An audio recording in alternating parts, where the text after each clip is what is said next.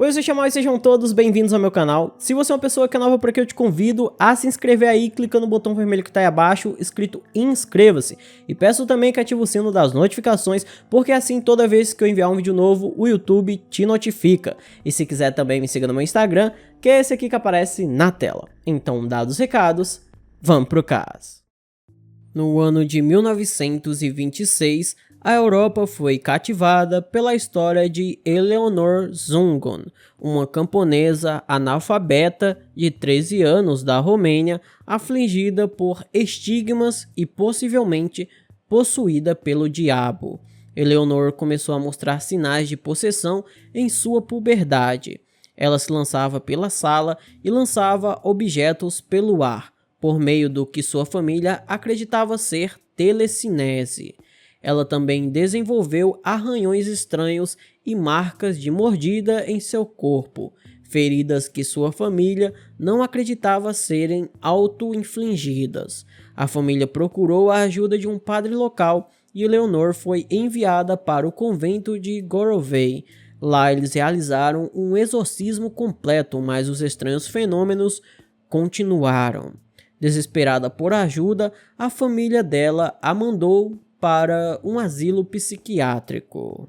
Felizmente ou infelizmente para Eleonor, uma condessa rica chamada Zoe Wasiko Serek ouviu falar de sua situação e, sendo fascinada pelo sobrenatural, a condessa resgatou a jovem do asilo e ofereceu-lhe um lar. Mas como nada é de graça, o que Zoe queria na verdade era estudar a garota. Eleonor viajou com a condessa para Londres, onde se tornou o alvo da Sociedade de Pesquisa Paranormal.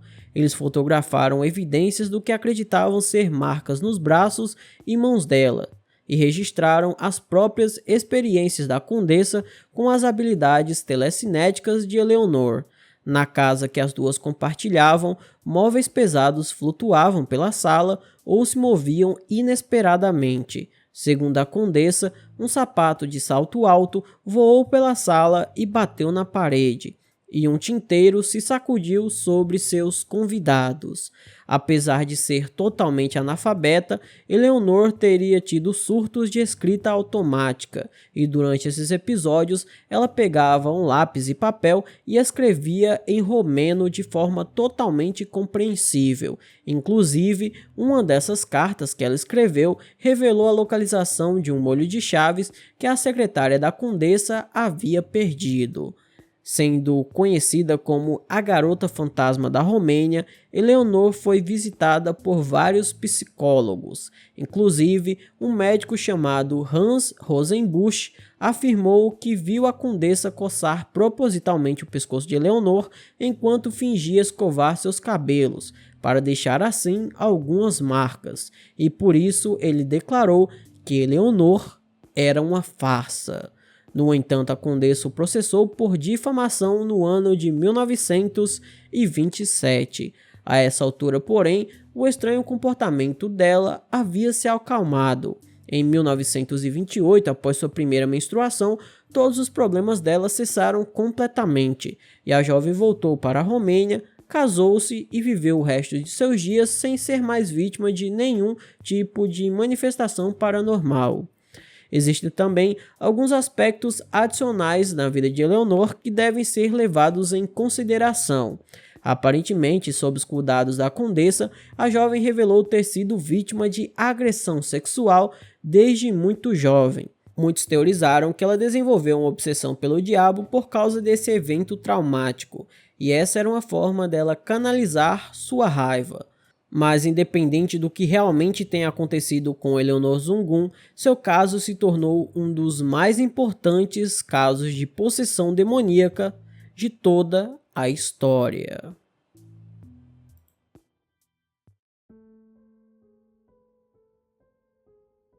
No ano de 1879, Walter Hubel, um ator com intenso interesse no paranormal, publicou um livro intitulado The Haunted House, A True Ghost Story, traduzindo para o português, A Casa Assombrada, uma verdadeira história de fantasmas.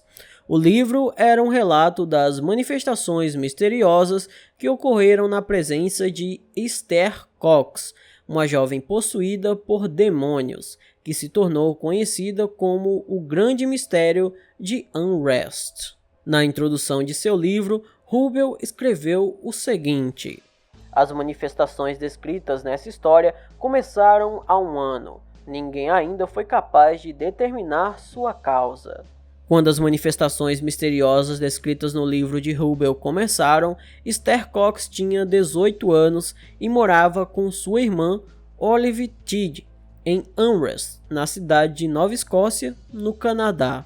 A história diz que Esther foi vítima de uma tentativa de agressão sexual por parte de um amigo, e pouco tempo depois começaram as manifestações. Tudo começou com sons estranhos durante a noite. Esses sons foram seguidos por convulsões que abalaram todo o corpo dela. Então os objetos começaram a se mover pela casa por vontade própria. Quando a família chamou um médico, ele testemunhou roupas de cama se movendo sozinhas e ouviu sons vindos debaixo da cama. Talvez o mais assustador seja que todos na sala viram uma escrita aparecer na parede acima da cama de Esther, que dizia o seguinte: Esther Cox, você é minha para matar. Depois disso, a atividade sobrenatural piorou.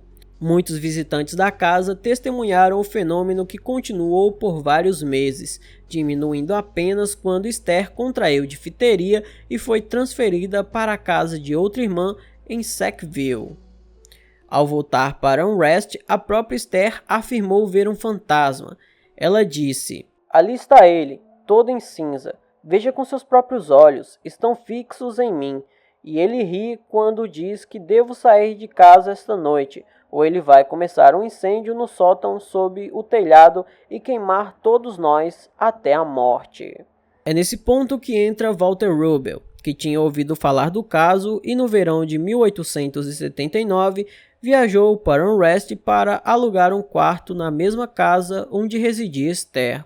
Durante seu tempo lá, ele afirmou ter testemunhado objetos se moverem por conta própria ou aparecerem do nada, e os incêndios começaram espontaneamente.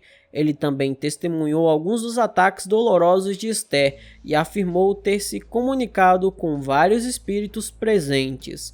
Tal atividade inspirou Rubel a documentar suas experiências. Seu livro, lançado no mesmo ano, vendeu muito bem e atraiu ainda mais atenção para o caso. Impulsionado por seu sucesso, Rubel orquestrou uma turnê de palestras com Esther como estrela.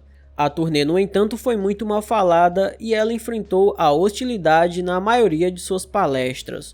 Quando as reclamações se tornaram insuportáveis, Esther voltou para Unrest. Após seu retorno, ela tentou deixar seu passado assombrado para trás e conseguiu um trabalho com um fazendeiro local, até que o celeiro dele pegou fogo.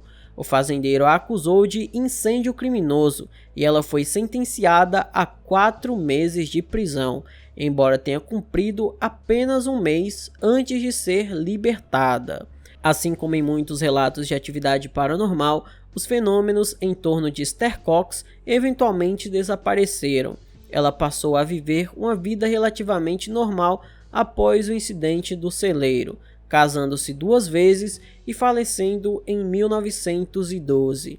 Embora a história dela tenha sido rejeitada pelos acadêmicos nos anos seguintes, aqueles que testemunharam o grande mistério de Unrest continuaram a atestar a atividade sobrenatural que ocorria em torno da jovem da Nova Escócia.